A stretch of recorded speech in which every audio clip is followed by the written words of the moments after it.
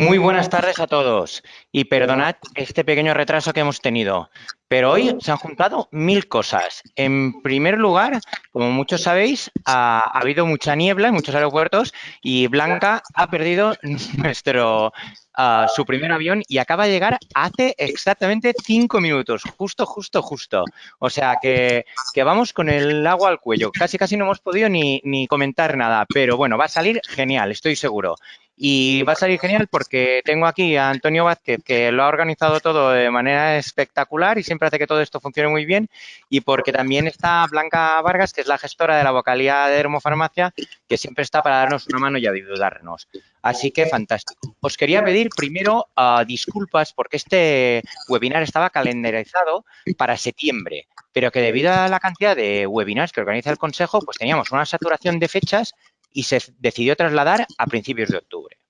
Bueno, pues este webinar nos va a venir acompañado de un protocolo sobre pediculosis. Un protocolo que podréis encontrar en la web de farmacéuticos junto a los otros 8 que ya tenemos.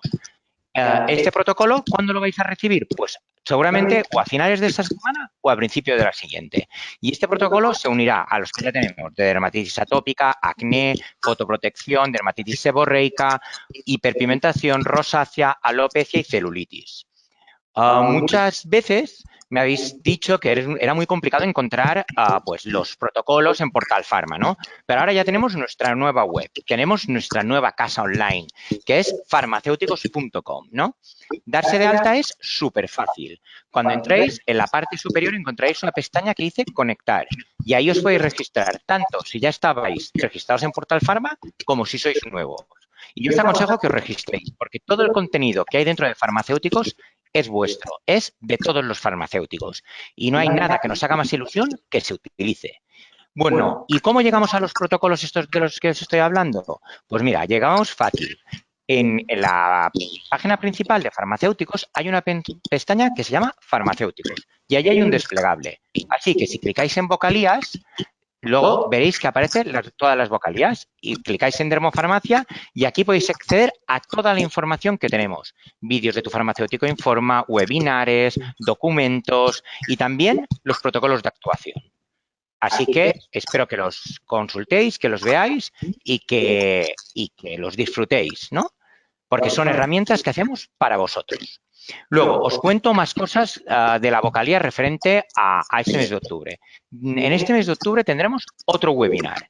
Pues este webinar será sobre psoriasis, en el que participará un representante de Acción Psoriasis, que es, como sabéis, es una asociación de pacientes que nos va a contar un poco cómo se encuentra el paciente, cuál es la situación actual de los pacientes durante esta pandemia y cuáles son estos objetivos que busca la asociación, ¿no? Un poco radiografía del paciente, que es muy importante para nosotros. Sabéis que nosotros siempre en el Consejo tenemos escuela de pacientes y también hacemos muchas actividades junto con los pacientes, porque al fin y al cabo es el eje de nuestro trabajo, ¿no? También contaremos con un farmacéutico que nos explicará cuál debe ser la actuación farmacéutica en dermofarmacia desde la farmacia comunitaria para pacientes con psoriasis. Muy bien. Hoy vamos a hablar de pediculosis. Y cuando hablamos de pediculosis, siempre pensamos en piojos. Y cuando hablamos de piojos, no sé por qué, pero nos acaba picando la cabeza y acabamos rascándonos. A ver quién aguanta. Yo estoy seguro que no. Pues para hablar de este tema nos acompaña hoy la farmacéutica Blanca González Herrero. Bienvenida, Blanca.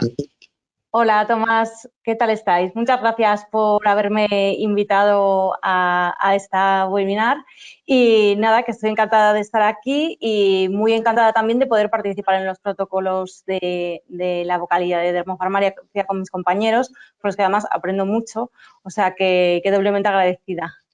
Muy bien. Antes de entrar en materia, dejadme que os cuente algún detalle del currículum de Blanca. Además de licenciada en farmacia, es diplomada en nutrición humana y dietética y experta en ortopedia. Ejerce como titular de la farmacia comunitaria Orillamar 54 en A Coruña.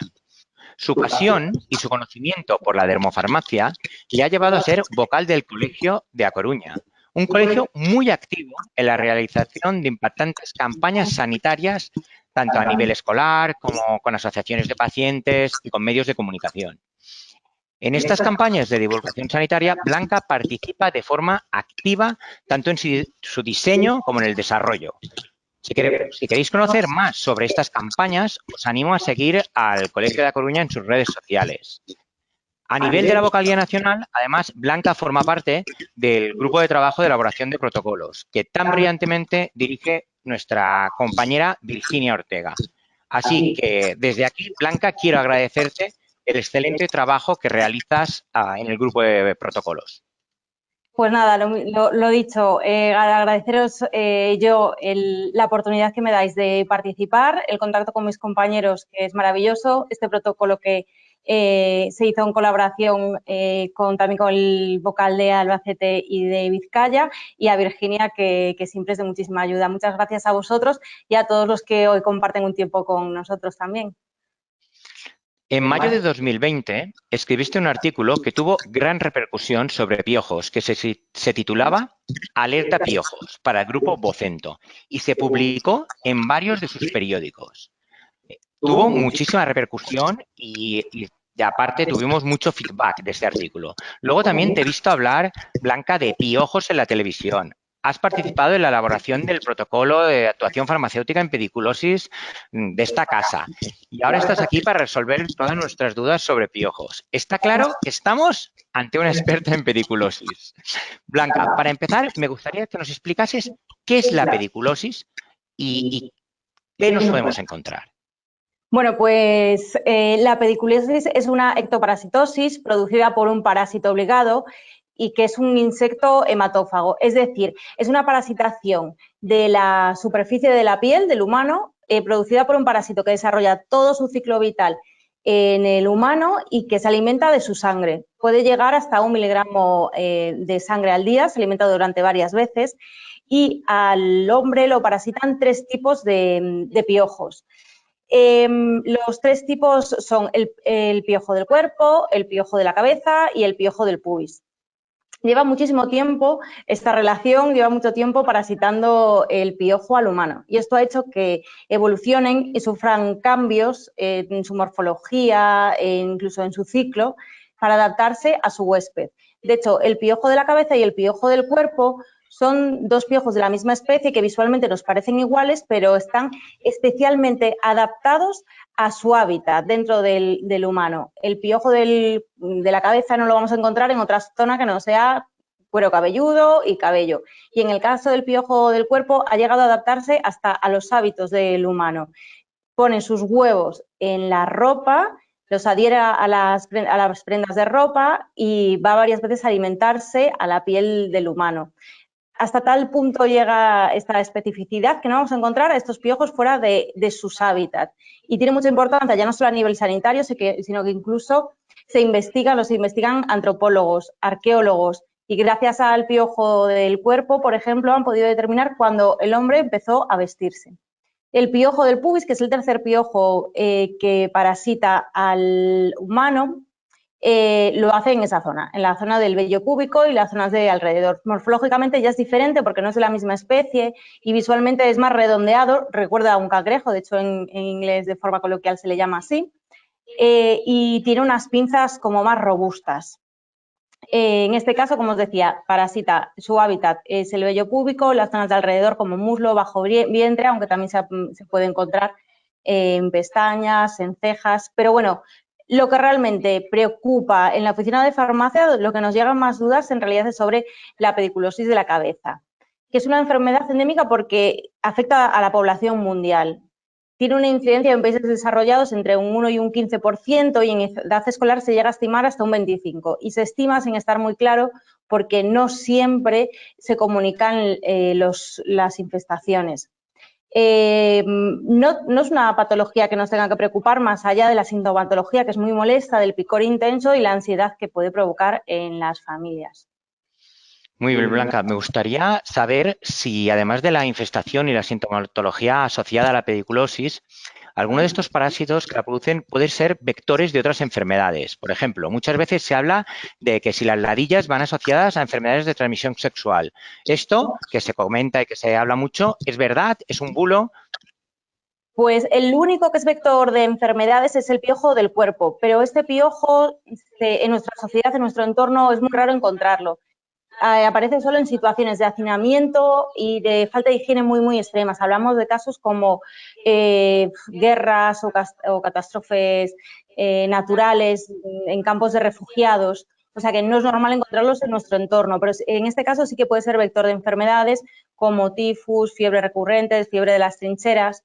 En el caso del piojo del pubis, no es en sí vector de enfermedades de transmisión sexual ni es vector de ninguna otra enfermedad, pero sí que es verdad que muchas veces el paciente que sufre esta parasitosis también tiene asociadas otras enfermedades, porque por lo que en el momento que se detectan, seguramente el médico, nosotros le podemos aconsejar que vaya al médico para que le haga pruebas para conocer si se ha contagiado de otro tipo de enfermedades de transmisión sexual. El piojo del pubis, para detectarlo, pues igual que en el de la cabeza, sería un picor intenso, se verían también el piojo o las liendres. Podríamos encontrar también en la ropa interior salpicaduras de sangre, como puntitas de sangre, y también máculas alrededor de la picadura. Como decimos, es muy importante comunicárselo al médico para que haga análisis por si hubiera alguna enfermedad de transmisión sexual y, por supuesto, avisar a las parejas para poder cortar esta plaga. Y también muy importante, lavar en ropa muy caliente, o sea, en agua muy caliente la ropa de cama y el tratamiento normalmente es con Malathion o con permetrina. Malathion al 0,5, permetrina al 1%. Muy bien, empezamos bien, ya desmintiendo un bulo sobre ladillas. Hoy queremos ver si todas estas historias, todos estos bulos, a ver si Blanca nos los va desmintiendo o nos los va afirmando, ya iremos viendo. Bueno, vamos ahora a centrarnos en la pediculosis capilar, en los piojos, ¿no? Que es el parásito que más consultas recibimos en la oficina de farmacia. Blanca, me gustaría que empezásemos hablando de la morfología del piojo y de los mecanismos de transmisión que existen. Pues la morfología, vamos a empezar por el piojo. Pues en el piojo en el adulto mide alrededor de 2-3 milímetros, aunque está el estado anterior, que es el de ninfa, que es un poco más pequeño. La hembra va a ser mayor que el macho y podemos distinguir tres zonas. La cabeza, en la que veremos la boca y los aparatos bucales, el tórax, de los que emergen esos tres pares de patas, que terminan en garras y pulgares que les ayudan a desplazarse de una forma muy eficiente. Llegan a desplazarse a la velocidad de 30 centímetros el minuto, o sea que son muy rápidos. En el caso de la ninfa, estas patas van a ser más cortas y no tienen esta capacidad de desplazamiento, pero este movimiento lo hacen siempre a través de la fibra del cabello, o sea que tienen que agarrarla y lo hacen gracias a esas pinzas. En el abdomen se encuentran otros órganos, los espiráculos por los que se respira, los genitales, el ano y las glándulas a través de las que la hembra secreta el cemento con el que adhiere el piojo al tallo del pelo. Este cemento, en 2019, se consiguió conocer cuál era su composición. Siempre se había pensado que era una composición polisacárida parecida a la quitina y lo que descubrieron un grupo de investigadores coreanos es que en realidad su naturaleza era proteica. Y lo compararon con adhesivos quirúrgicos que se utilizan sintetizados a partir de la fibrina de la sangre y vieron que es 500 veces más adhesivo, o sea que tiene así ese poder de pegamento que tiene. Esto abre pues la investigación no solo para nuevos adhesivos quirúrgicos y biológicos, sino también la puerta seguramente a nuevos tratamientos. En el caso del huevo, la liendre, que ya es el huevo formado por este cemento pegadito al tallo, tiene un tamaño menor, está entre 0,8 y 0,3 milímetros. La hembra la deposita cerquita del cuero cabelludo, a 6 milímetros más o menos. Tiene un color blanco nacarado, según va creciendo el embrión dentro de ella va oscureciendo ese color hasta que eclosiona, sale la ninfa y en ese caso se queda de un color más transparente, más grisáceo. Está cubierto por ese elemento que comentaba, todo él menos el opórculo por el que respira. Como veis por la morfología, ni va a poder saltar porque no tiene patas desarrolladas para ellos, ni tiene alas, o sea que ya sabemos que lo que va a hacer es moverse de forma muy eficiente. Y en cuanto al tiempo que puedan sobrevivir fuera de la cabeza, va a ser muy poco, como mucho, con suerte, alrededor de 48 horas, pero tendrían que tener también unas condiciones de temperatura y de humedad muy adecuadas. Blanca, nos estás desmontando muchos bulos sobre los piojos, ¿eh? O sea, no saltan, no vuelan y tienen una vida corta fuera del cuero cabelludo. O sea que esto es una recomendación que podemos dar desde la oficina de farmacia, sobre todo recordar mucho, ¿no? Tenemos muchas personas que en la farmacia pensando que saltan o vuelan o que sus hijos lo han cogido en el parque, ¿no? En la arena o en la playa, ¿no? Bueno, está claro que no es probable cogerlo de otra forma que no sea por contacto directo cabeza a cabeza. Dime a ver si esto es cierto, lo he visto publicado en algún periódico y se ha comentado, si es verdad que han aumentado los piojos entre adolescentes por el tema de los selfies, ¿no? Pues sí, al final la principal causa de transmisión es la directa y esa costumbre de pegar cabezas para hacernos la foto, pues conlleva también ese riesgo. De hecho, no sé si lo habéis visto, pero siempre a principio de curso la Agencia Española del Medicamento y Productos Sanitarios sacó una nota, ¿no?, con recomendaciones para evitar la pediculosis, y dentro del texto que enviaba, que seguro que muchos lo han leído, comentaba también esto. Sobre todo lo que se ha visto es que aumenta la edad de las personas que sufren la pediculosis y se desvía hacia adultos y adolescentes. Pues Como comentabas, la principal vía es la directa, o sea, tiene que haber un contacto cabeza con cabeza. En el caso del piojo, es que no necesita salir de su hábitat para vivir, él no lo necesita. Tiene que darse de una forma fortuita, porque en la cabeza va a tener el alimento suficiente, el ambiente perfecto, temperatura y humedad perfecta, tanto para reproducirse como para vivir, o sea que él no lo hace de forma voluntaria, a no ser, la única cuestión en la que podría pasar sería en el que la persona infectada tuviera fiebre, si no, no pasaría. En el caso de contagio a través de fomites, sí que sería más raro, podría ser, pero sería algo fortuito. Y esto pasaría si se dieran unas condiciones, que fuera directamente el fomite, ese objeto directamente, pues de una cabeza a otra. Porque si no, al final el traslado también podría provocar una situación poco favorable para el piojo. A través de superficies, como tú decías, en el parque, en el césped y tal, es muy complicado porque el piojo, como comentábamos sobre la capacidad de desplazarse, lo hace muy bien a través del pelo, pero no lo hace a través de superficies, con lo cual no es posible. En el agua, que decías también en el caso de piscinas y tal, no es posible tampoco, porque en el agua lo que el piojo hace es cerrar como todos los espiráculos y mantenerse incluso en letargos durante más de 4 horas. Por eso aguantan también el lavado, el aseo general. Y, por supuesto, están muy especializados, con lo cual se agarran de forma muy específica a nuestro cabello, pero no al cabello de las mascotas. Pues nada, mucho cuidado con quien nos hacemos selfies.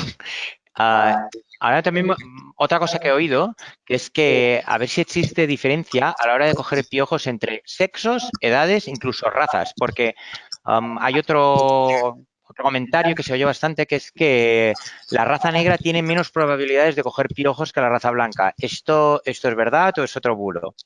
Pues es verdad, pero debido a esta especificidad del piojo hacia su hospedador.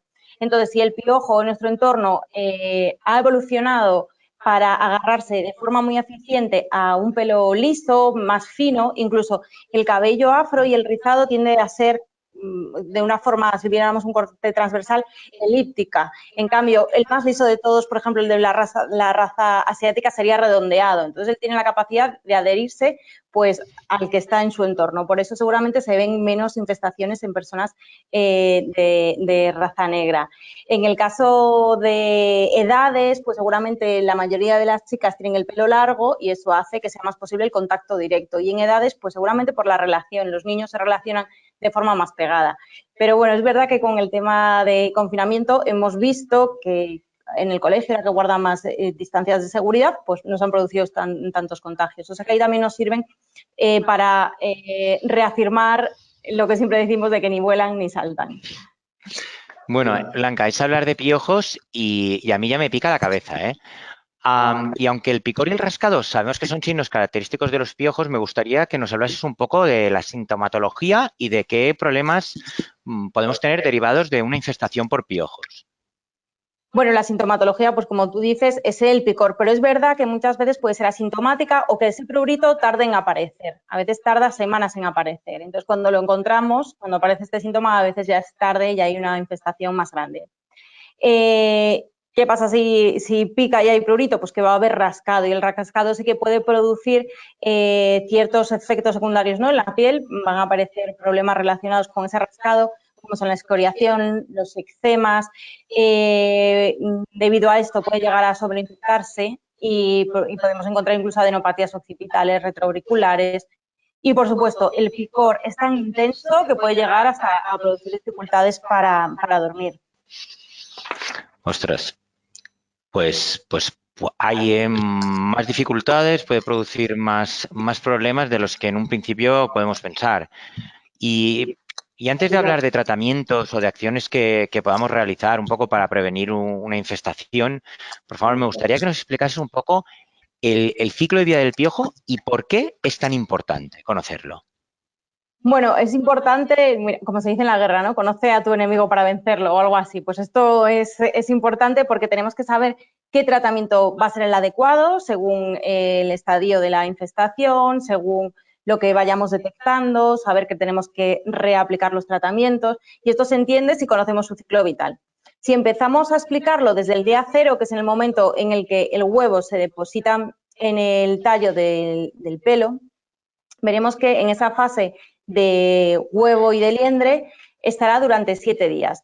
Durante esos 7 días, a partir del cuarto día, se desarrolla el sistema nervioso. Esto es importante cuando utilizamos, que lo hablaremos seguro más adelante, pediculicidas neurotóxicos, pues sabemos que a partir del cuarto día ya puede tener cierta actividad ovocida.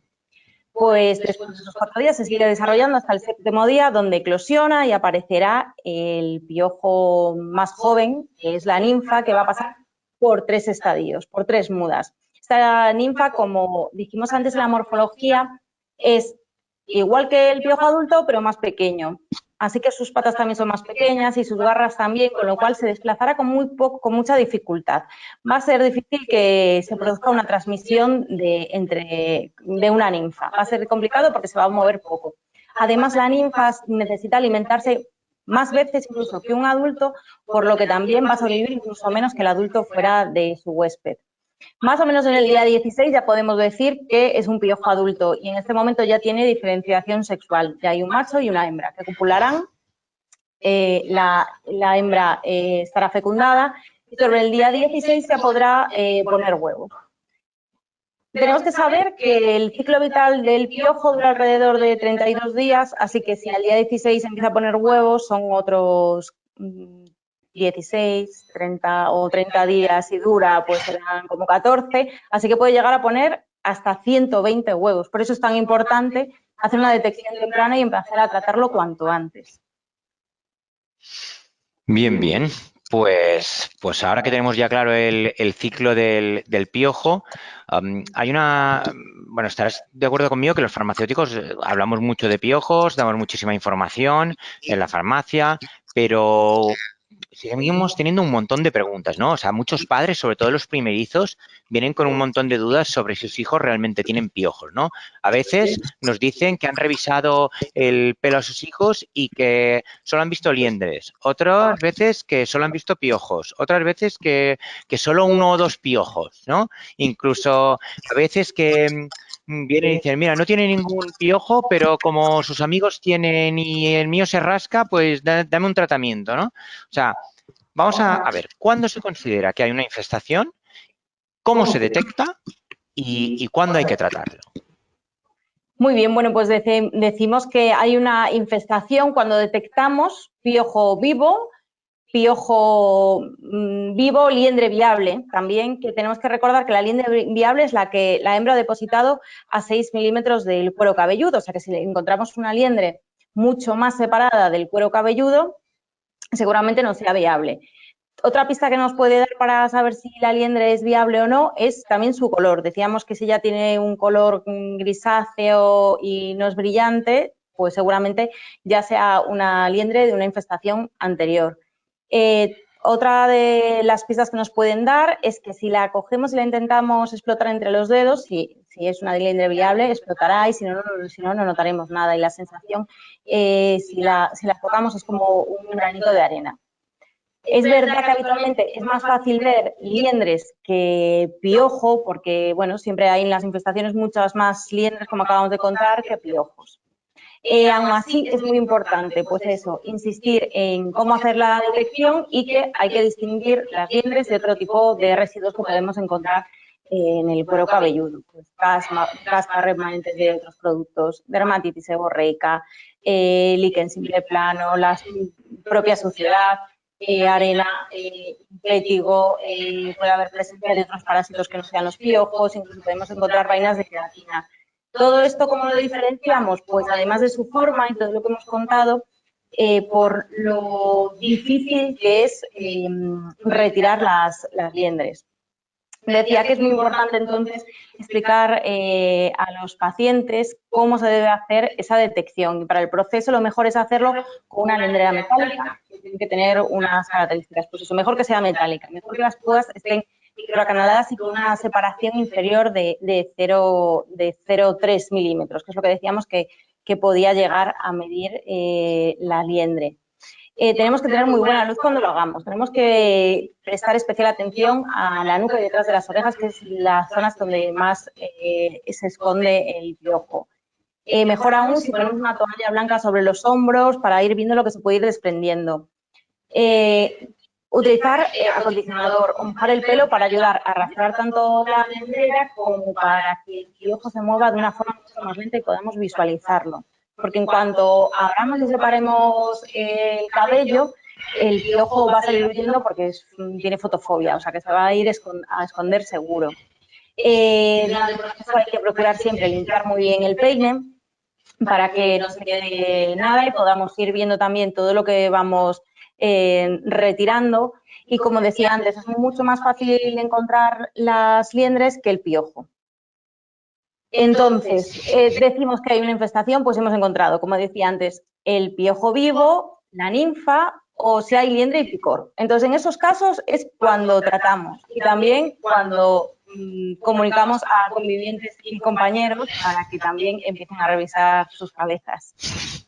Blanca, me ha quedado clarísimo, pero ahora quiero saber cómo tratar a los piojos, ¿no? Cómo eliminarlos. ¿Qué debemos hacer? ¿Cuáles son los pasos que hay que realizar? Bueno, pues el tratamiento para la pediculosis se basa en 3 pasos básicos, que es eliminar, retirar y prevenir. El eliminar y retirar lo vamos a hacer con pediculicidas tópicos, el retirar con la liendrera, y podemos encontrar también, en algún momento a lo mejor nos llega alguna terapia oral farmacológica para el tratamiento de las pediculosis. Esto sería el primer paso, pero tenemos que tener en cuenta la parte de prevenir, en la que entra la limpieza y desinfección de los objetos que hayan estado en contacto con el cuero cabelludo, con la cabeza, la comunicación a los compañeros y convivientes para que hagan una detección también ellos y si tuvieran indicios o detectaran más bien, si detectaran una infestación tendrían que tratar. Recordar siempre los hábitos de recoger el pelo, la distancia y el uso de protectores y de repelentes también puede ser importante. Bien, has hablado de pediculicidas y la verdad es que en la farmacia comunitaria tenemos muchos y muchos tipos diferentes, ¿no? ¿Puedes arrojarnos un poco de luz a ver las diferencias entre unos y otros? Sí, a ver, los pediculicidas los vamos a utilizar, como decíamos ahora, para eliminar el piojo. Y lo vamos a hacer siempre que veamos el piojo vivo, liendre o liendre y picor. Tenemos que recordar que este tipo de tratamientos de pediculicidas se deben siempre acompañar, después de utilizarlos, dejarlos en la cabeza, aclararlos, de retirar con la liendrera. Y recordar siempre al paciente que tiene que repetirlo después de una semana este tratamiento. Si durante esa semana es muy recomendable también pasar la lendrera todos los días o cada 2 días e ir revisando lo que nos encontramos, ¿no? Pues si nos encontramos un piojo sin liendres, que hay una reinfestación. Si no nos encontramos ni piojo ni liendres, pues seguir pasando hasta repetir el tratamiento a la semana. Y si nos encontráramos piojos y liendres vivas, pues ahí nos encontraríamos en un fallo de tratamiento o una resistencia. Como decías, hay muchos tipos de pediculicidas y teniendo en cuenta que hay varios, tenemos que insistir también en el buen uso de ellos para que no se produzcan esos fallos en el tratamiento. Por ejemplo, no debemos nunca mezclar pediculicidas diferentes, se debe repartir muy bien siempre desde la raíz hasta las puntas. Tenemos que invertir un poco de tiempo con el paciente e insistir en la importancia de seguir las recomendaciones del paciente y de repetir el tratamiento a los 7 días. E insistir en el tiempo que tiene que estar en la cabeza según venga indicado y siempre pasar la lendrera después de haberlo retirado. También deberíamos recordar que no se deben utilizar secadores después del tratamiento. Y dentro de los tipos, como me preguntabas, que yo me voy por los cerros de Úbeda, me pongo a hablar de todo, podemos, pues eso, diferenciarlos entre los pediculicidas según su forma galénica, que los podemos encontrar, pues, lociones, champús, geles, y cada uno tendrá su forma de aplicación determinada e incluso según esto y según los gustos del paciente, pues también puede ser que nos ayude a elegir entre uno u otro de los productos. También se puede clasificar, que es la clasificación más habitual, según su acción, ¿no? Y tendríamos entonces aquellos de acción química y los de acción física. Los de acción física son las conocidas epinefrinas, también están los fosforados, las piretrinas sintéticas, y los de acción física ya son las siliconas, que también ahora a lo mejor son los que más se utilizan. Vale, mira, Blanca, me preocupan varios temas en referencia a los pediculicidas tópicos y estoy seguro que son preguntas muy comunes, muy frecuentes en la farmacia comunitaria. Por ejemplo, ¿lo podemos utilizar en un bebé de menos de un año? Por ejemplo, en un bebé de 6 meses. ¿Lo podemos utilizar en un niño que tenga un problema dermatológico tipo dermatitis atópica? ¿Lo podemos utilizar en una mujer embarazada? O sea, este tipo de cuestiones, estos pediculicidas, ¿cuándo podemos utilizarlos? ¿En qué caso? Bueno, pensando en cuándo debemos utilizar cada uno, a lo mejor tenemos que entender un poco la base, su mecanismo de acción. Los de acción química siempre tienen una acción neurotóxica, incluso tienen el punto positivo de que son muy efectivos, pueden ser ovicidas. Como decía, si a partir del 4.º día del desarrollo embrionario dentro del huevo ya ha formado su sistema nervioso, pues ahí tendríamos, podría ser tener cierta actividad ovicida y además tiene una acción residual. Es verdad que puede tener alguna toxicidad cuando la permeabilidad cutánea está alterada, cuando hay más permeabilidad cutánea, cuando hay eczemas, cuando hay irritaciones, muchas veces producido por el rascado, teniendo en cuenta también que muchos de estos productos están formulados con alcoholes que pueden irritar, incluso desarrollar crisis asmáticas. Aunque algunos de ellos tienen muy poca capacidad de absorción y son muy poco tóxicos, es verdad que no se recomiendan menores de 2 años, ni en atópicos ni en pieles irritadas.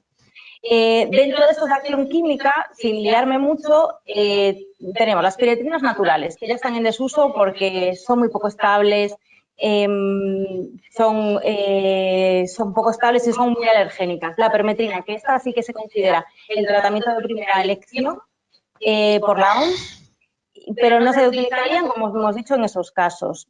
La permetrina muchas veces viene combinada con el butóxido de piperonilo y en este caso se utiliza esta combinación primero para hacerla más tóxica para el piojo, porque este compuesto que acabamos de nombrar tiene actividad inhibidora enzimática del P450, que es la enzima que ayuda a metabolizar y a detoxificar al piojo. Así que añadiéndoselo a la formulación va a aumentar la toxicidad para el piojo. La ventaja es, conocemos muchísimo su uso porque lo llevamos utilizando mucho tiempo, es muy buen pediculicida, también es buen fungicida y tiene el problema de la posible irritación, muchas veces producida también, como decía, porque en su composición contiene alcoholes. Para casos más especiales en los que se presenten resistencias está también el malathion, que es un organofosforado, pero no se suele utilizar mucho, aunque es también muy buen homicida y pediculicida, porque sí que puede tener mayor toxicidad. En cambio, los de acción física sí que se basan en la asfixia del piojo o en la disolución de su queratina protectora y de esa forma no pueden presentar resistencias y además no tienen ningún tipo de absorción. Es por eso que basamos nuestra recomendación en estos dos tipos de tratamientos, pero basamos también en el paciente.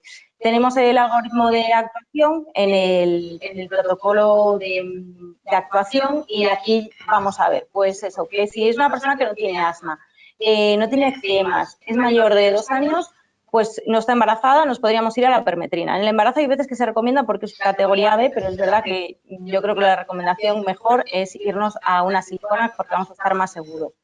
Entonces, en ese caso permetrina y en el resto sí que nos podríamos ir pues a la dimeticona y al escualeno a partir de los 12 meses. Y como tú decías, cuando son muy pequeños, la extracción mecánica es el tratamiento que deberíamos llevar a cabo. Blanca, estamos tocando un poco un tema un poco controvertido, ¿no? Que es cuando hablamos de los pediculicidas de acción química, que los acabas de nombrar y sabes que están bajo lupa, ¿no? Digamos que si producen irritabilidad, que si son menos eficaces, que si hay piojos que son resistentes a ellos. ¿Qué nos puedes, o sea, son tan malos como nos están intentando vender hoy en día? ¿O qué nos puedes contar de este tipo de pediculicidas? Pues la verdad es que son muy efectivos, eso es lo primero que tenemos que saber, y utilizados y recomendados según este algoritmo, pues son seguros.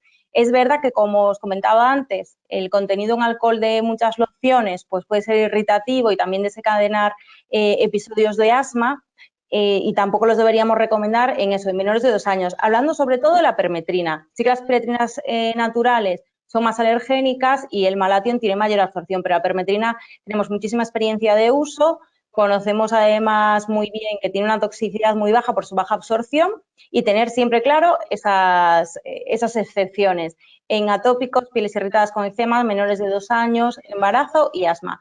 Mientras tanto, sí que, como te decía, es el tratamiento de elección el que nos dice la OMS como tratamiento de elección. Vale, pues, y en cambio los otros, los que hablamos cuando hablamos de acción física, ¿cuáles serían y qué características tendrían? Pues, en cambio, los de acción física no presentarían, por ejemplo, resistencias, que sería una ventaja, que en los de acción química es verdad que muchas veces lo que asumimos que es una resistencia, muchas veces es un mal uso del producto. Muchas veces vemos que nos volvemos a encontrar con piojos y liendres entre tratamiento cero y el que vamos a hacer a la semana y pensamos que es una resistencia. Muchas veces es que ese pediculicida de acción química lo hemos utilizado a una dosis subletal. Entonces, hemos expuesto al piojo a una dosis que no es letal para él y lo que estamos haciendo es, por un lado, utilizar un tratamiento que no es eficaz y, por el otro, aumentar las resistencias. En el caso de los de acción física, como se basan en mecanismos físicos de asfixia o incluso deshidratación del piojo, pues no vamos a tener este problema. Además, están formulados pues, con siliconas, con sustancias que no tienen ningún tipo de absorción, así que no vamos a tener ningún problema de absorción ni con pieles sensibles, ni en asmáticos, ni en embarazo, ni lactancia, ni atópicos. Así que para todas las excepciones que hemos nombrado antes, estarían este grupo de pediculicidas. A partir de los 6 años, la dimeticona la podemos utilizar a partir del año y el escualeno a partir de los 2. En el caso de los de acción física, el mayor problema yo creo que es cómo dejan el pelo, ¿no? Esto hay que advertirlo también antes, que claro, son sustancias que van a dejar como una película grasa en el pelo. Se tienen que aplicar sobre el cabello, dejarlos el tiempo que nos venga indicado y a partir de ahí aclararlos. Pero antes de aclararlos con agua debemos hacer una jabonada con champú, agua y otra con champú y así lo eliminaríamos de forma más eficiente. Y nos saltaríamos esa parte de dejarnos el pelo durante un tiempo como más graso, visualmente más graso. Los más habituales, la dimeticona, el escualeno. La dimeticona muchas veces incluso se asocia también con el miristrato de isopropilo y entonces se juntan las dos acciones, tanto la asfixia como la disolución y la deshidratación del piojo.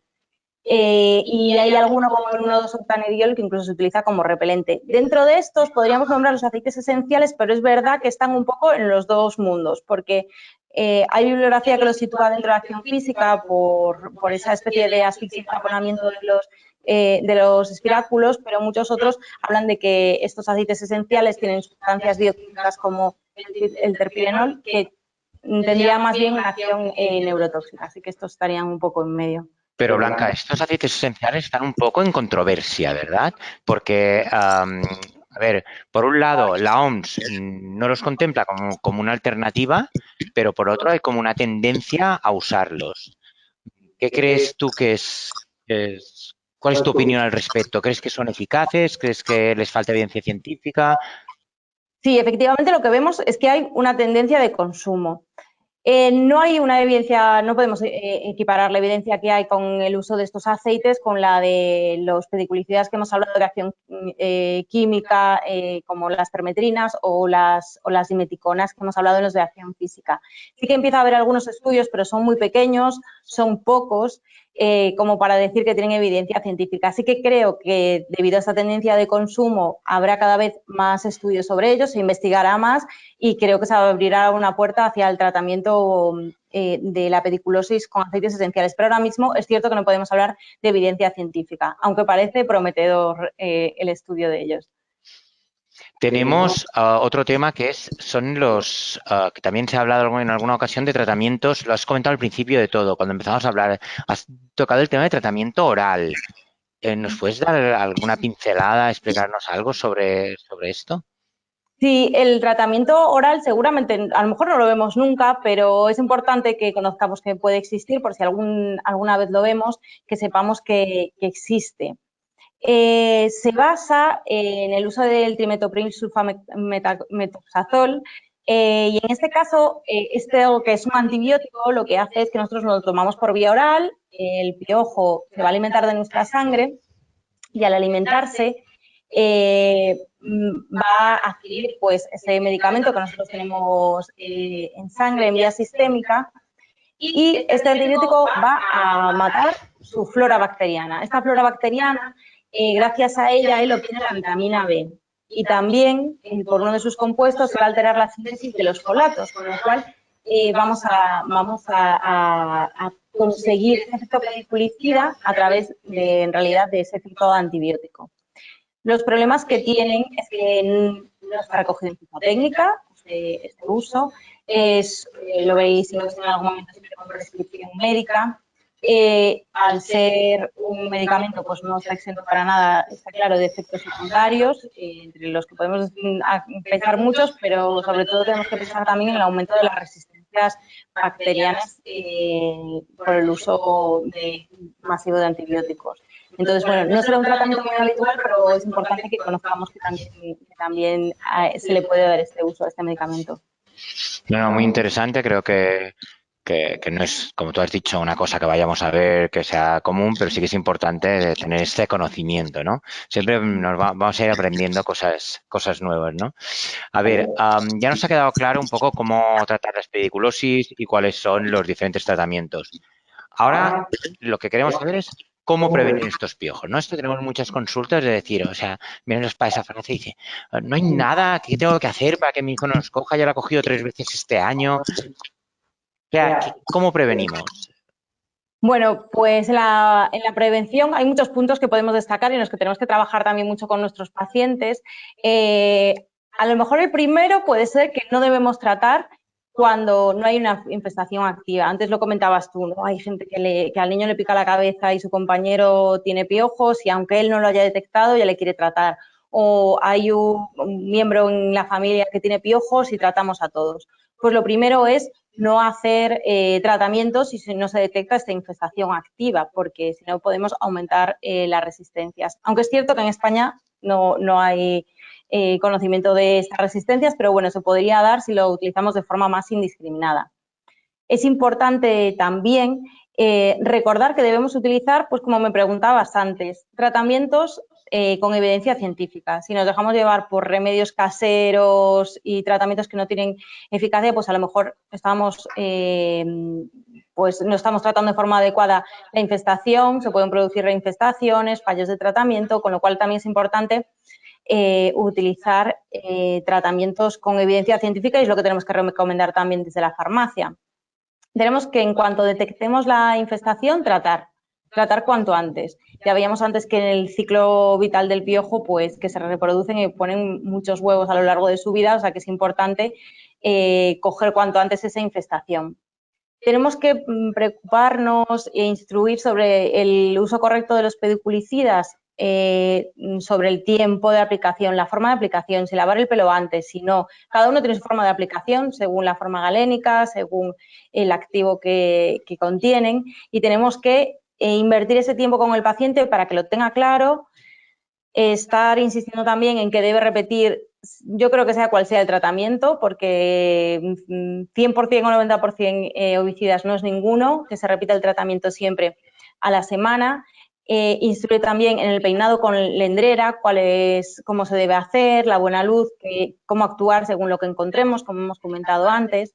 Es muy importante comunicar también cuanto antes a los compañeros en casa que hay una infestación para que puedan también hacer esas revisiones, aunque la verdad es que para no coger piojos lo mejor es hacer esas revisiones semanales, porque pillaremos la infestación cuanto antes. Entonces, los cribados semanales con lenderas son muy importantes. Es en el momento que ya hemos tratado, que ya hemos pasado la lendrera, hay que recordar también que es importante coger todos esos objetos que han estado en contacto con la cabeza del paciente y los debemos guardar. No sé, yo me voy a la parte más exagerada, a lo mejor en esto, yo digo que hasta una semana en bolsas y si es posible lavarlos a más de 60 grados, secadora, plancha con vapor, todo para intentar que en esos objetos tampoco pueda sobrevivir ningún piojo. Los peines los podríamos también lavar o sumergirlos en solución pediculicida. Las bicerías las podríamos aspirar. O sea que tenemos que tener en cuenta también la higienización de todos los objetos y de todo el entorno. Y por supuesto, para prevenirlo, pues hay que evitar el contacto directo. Entonces, educar un poco mejor y no hacer ese cabeza con cabeza, por ejemplo, en el caso de los selfies que decías antes, y las personas que tengan el cabello más largo, llevarlo recogido, porque cuanto más largo al final hay más probabilidades de contacto, evitar compartir también prendas de ropa, que aunque a partir de esto es difícil la infestación, también se podría producir, así que no compartir ni prendas de ropa, ni cepillos, eso intentar no hacerlo. Y también, claro está, el uso de repelentes y protectores, y también, claro, que sean con evidencia científica. Jo, Blanca, cuántas cosas, ¿no? Para en prevención. O sea, yo creo que vamos a tener que apuntarnos todo esto y estudiarlo bien para poder dar esta recomendación, sobre todo a las personas que vengan, porque hay muchísima información en este último minuto o 2 minutos que nos has dado toda esta explicación, ¿no? Pero había una cosa que me sorprende, que es que has hablado también de sustancias repelentes, ¿no? Y esto sí que es una pregunta que nos hacen muchas veces. ¿Hay algo que yo pueda poner a mi hijo para que no coja piojos? O sea, estos repelentes son eficaces, tienen evidencia, necesitan ser utilizados de una forma específica, los usamos mal. ¿Qué ocurre? Porque a veces hay gente que se queja de, bueno, pues yo utilicé, me dieron un repelente en la farmacia, pero no sirvió para nada. ¿Qué nos puedes contar sobre los repelentes? Bueno, pues sí que hay repelentes con evidencia científica, que son aquellos aprobados como repelentes. El IR3535, que también se utiliza como repelente de mosquitos, es una buena alternativa. Pero sí que es verdad que hay muchos que no la tienen. Hablábamos antes de los aceites esenciales. Muchas veces se utiliza el aceite de árbol de té como repelente. Y como decíamos antes, seguramente tengan efecto repelente o algún efecto repelente, pero claro, no tenemos el conocimiento para saber ni qué cantidad debemos aplicar, ni cada cuánto, con lo cual a veces utilizar estos productos que como remedio y sabiduría popular están muy extendidos, a veces nos llevan a que no sean eficaces. Además que, bueno, antes no lo comenté en los aceites esenciales, pero es cierto que tampoco se pueden utilizar de forma indiscriminada. Sabemos que personas asmáticas muchas veces no los pueden utilizar, pieles atópicas pues a lo mejor tampoco, son muy irritativos, menores de 3 años seguramente tampoco. Y claro, con ellos nos pasa que no sabemos ni la cantidad ni cada cuánto debemos repetir la aplicación, con lo cual nos falta mucho conocimiento de uno de los activos o de los productos, más bien, que más se utilizan como repelentes. Entonces, yo me iría por estos que tienen evidencia. Como repelente, el IR3535 y también existe un producto que tenemos en la farmacia que contiene 1,2-octanediol, que antes lo nombré como pediculicida de acción física. Este producto, más que ser un repelente, es un preventivo, un protector, porque lo que hace es que si llegara el piojo adulto, pues en realidad funcionaría como un efecto pediculicida. Así que como mataría el piojo, pues no se podría reproducir y ahí se terminaría el ciclo. Entonces, sí que existen repelentes y preventivos con evidencia y creo que son los que además debemos recomendar desde la oficina de farmacia. Muchas gracias, Blanca. Ha sido un placer tenerte con nosotros en este webinar. Has llegado corriendo con la lengua afuera, que no hemos tenido tiempo de casi ni de preparar nada, ni de charlar. Y la verdad es que empezábamos un poco nerviosos sin saber un poco cómo saldría. Y la verdad es que eres una comunicadora fantástica. Nos has hecho un repaso fantástico de morfología, de detección, sintomatología. Creo que hemos tocado también el ciclo del piojo, los tratamientos, los tipos de pediculicidas, la prevención, los repelentes. Creo que hemos tocado todos los palos. Ha sido un placer tenerte y en este webinar te doy las gracias por querer aceptar y por participar de esta manera, al igual que te doy las gracias por el apoyo que siempre das aquí a la vocalía. Y bueno, y ahora vamos ¿te parece bien? Vamos a pasar al turno de preguntas de las personas que pueden preguntar. Yo repito siempre lo mismo, ¿no? Nosotros, como ya sabéis, desde el Consejo no tocamos marcas. Podemos hablar de activos, pero no hablamos de la marca tal o la marca cual es la mejor, cuál es la peor. Y bueno, podéis ir haciendo las preguntas a través del chat escritos y yo le voy a ir pasando a ver a Blanca a que nos responda aquellas dudas que podáis tener. Bueno, yo agradecerte que estoy encantada. Se me ha hecho muy corto. Hablo tan rápido que no sé si, si ha sido claro, pero la verdad que ha sido muy fácil. Vale. Hay diferentes preguntas. Te voy haciendo. Creo que algunas cosas, a lo mejor cuando nos han hecho la pregunta, bueno, las has contestado después, pero lo volvemos a repetir, si te parece bien. ¿Qué nos puedes decir? Nos preguntan del contagio a través de intercambio de peines. Lo repetimos. Es verdad que es raro el contagio a través de fómites, pero en el caso de un peine, si es muy inmediato, si yo me acabo de cepillar en ese cabello que se ha podido quedar adherido que se ha podido quedar en el cepillo, se lo pasa a otra persona inmediatamente, pues bueno, ahí sí que podría ir. Pero hay que tener en cuenta que ahí ha podido haber pues incluso una agresión para el piojo, o sea, ha podido perder hasta una pata, o sea que no es sencillo, pero si es inmediato se podría producir. No es el común, que es el directo, pero bueno, se podría producir. Es poco probable, pero podría pasar. Vale. Nos preguntan también qué opinas de tratamiento casero, del uso del vinagre para ayudar a despegar las liendres. Sí, es verdad que no lo he nombrado, pero en el caso de la detección y de pasar la lendrera, muchas veces se utiliza el vinagre.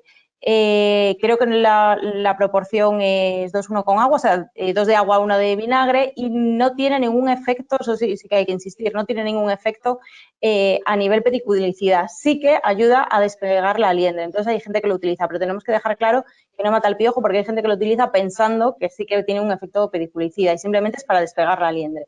¿Qué pasa? Que es verdad que tenemos productos pues, que no van a tener ese olor, bueno, van a ser más agradables, con lo cual, bueno, hay que valorar qué utilizar.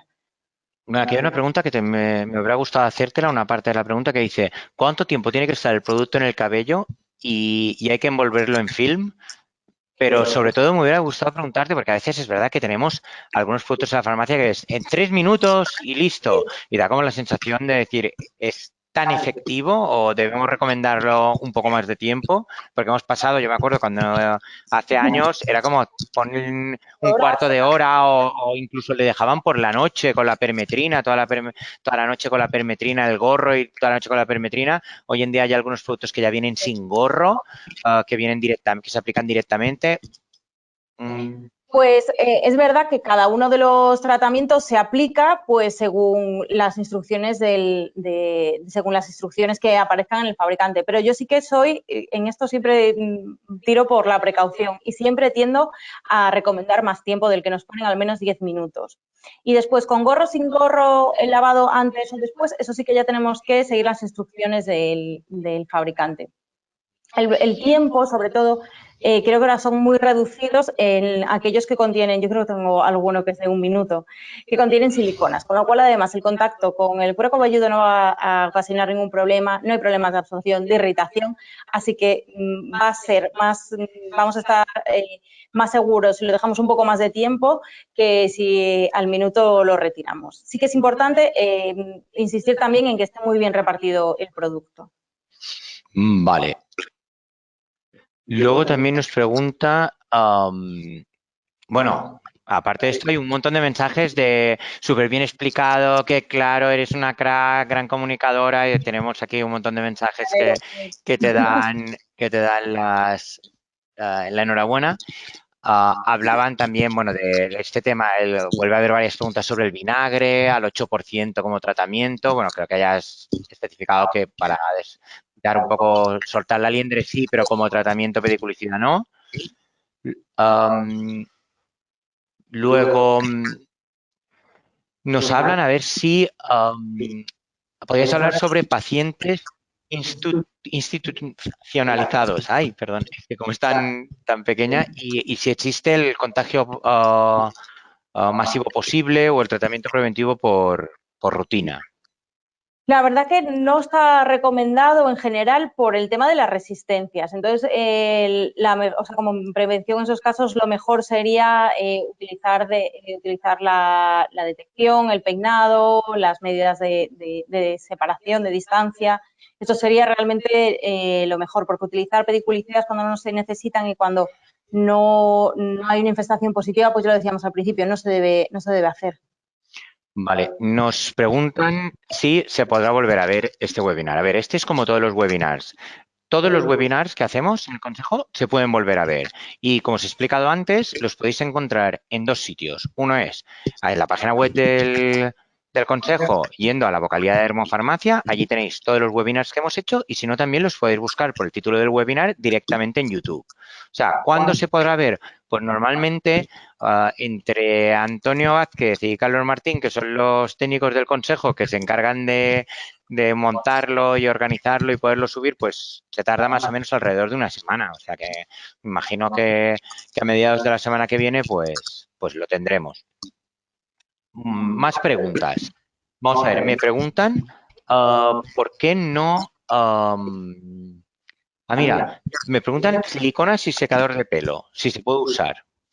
A ver, normalmente la recomendación es mejor seguir la recomendación del fabricante, como en todo lo que llevamos diciendo. Sí que es verdad que en el que no debemos utilizarlos es en los de acción química porque tienen una actividad residual que desaparecería, se inactivaría con el calor.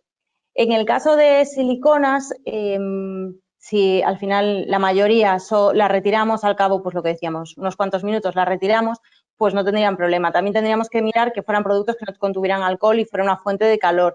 También lo tenemos que tener en cuenta.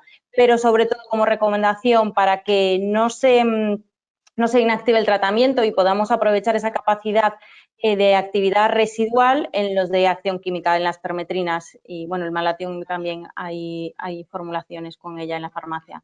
En eso sí que no se recomendaría en ningún caso. Vale.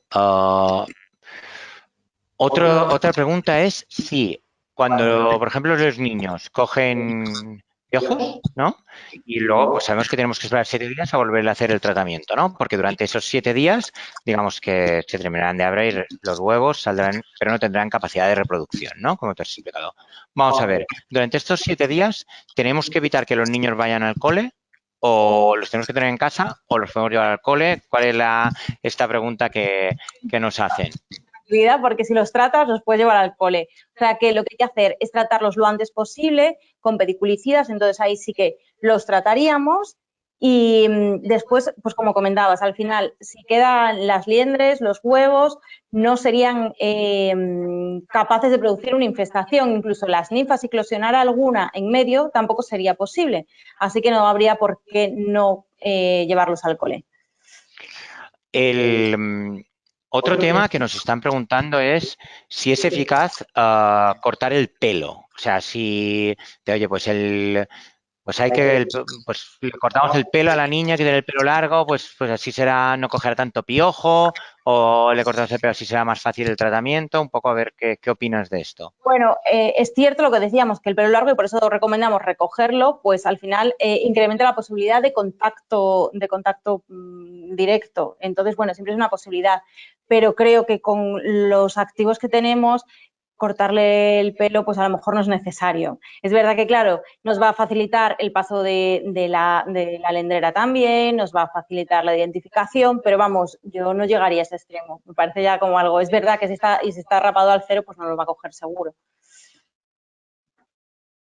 Vamos a ver, nos piden sobre la evidencia científica del tratamiento con ivermectina.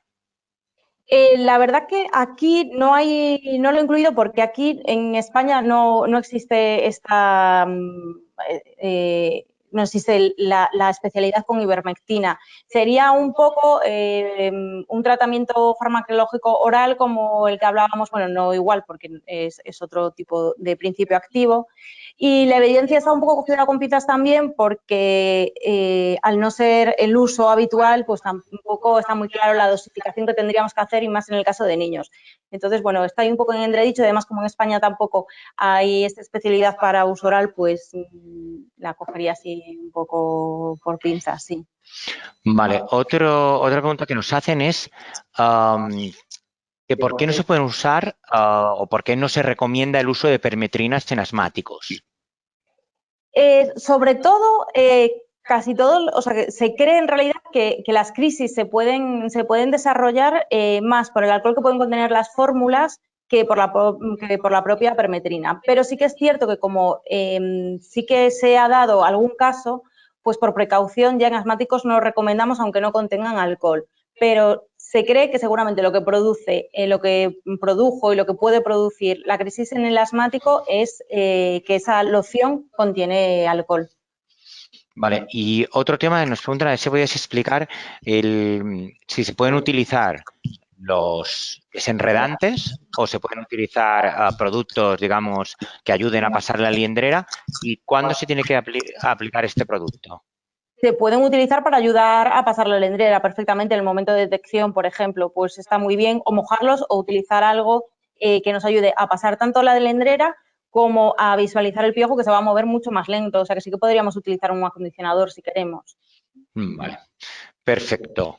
Pues llegados a este punto, ya no tenemos más preguntas, las hemos contestado todas, o sea que muchísimas gracias, Blanca. Ha sido un placer tenerte hoy aquí. O sea, ya te pasaremos los mensajes de agradecimiento. Tenemos algunos vocales como Blanca Yasser o Ricardo Serra también por aquí dándote la enhorabuena, o sea, compañeros nuestros.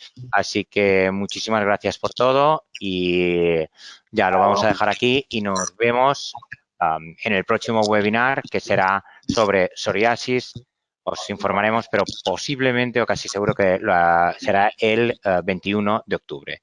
Así que, Blanca, mil gracias por tu tiempo y por tu dedicación. Muchísimas gracias a vosotros, a todos los que han invertido un poquito de tiempo en escucharnos, a todos mis compañeros, muchísimas gracias y a la vocalía y a toda la gente que trabaja en ella. Muchas, muchas gracias. Bueno, pues como ya os he comentado antes, a final de esta semana, a principio de la semana que viene, saldrá un nuevo protocolo, un protocolo sobre pediculosis, un protocolo en el que ha participado Blanca como experta junto con Diana de Vizcaya y también ha participado Albacete también, Albacete, Ricardo. Ricardo también, perdón, que me estaba olvidando de Ricardo, pobre Ricardo. Y bueno, y sin lugar a dudas, Virginia Ortega, que es un poco la jefa, la directora de orquesta de los protocolos y que también trabaja. Y luego también agradecer a Gema Herrerías y a Carmela Llorente que revisan los protocolos y siempre están buscándole tres pies al gato un poco para que salga todo perfecto y sin lugar a dudas a Blanca Vargas, que es nuestra gestora, que es la que nos organiza todo, y a Silvia Martín, que es pues, la diseñadora gráfica y hace que sean unos protocolos visuales y agradables. Así que en breve, a finales de esta semana, a principios de la próxima lo tenéis y nosotros nos vemos el próximo 21 de octubre.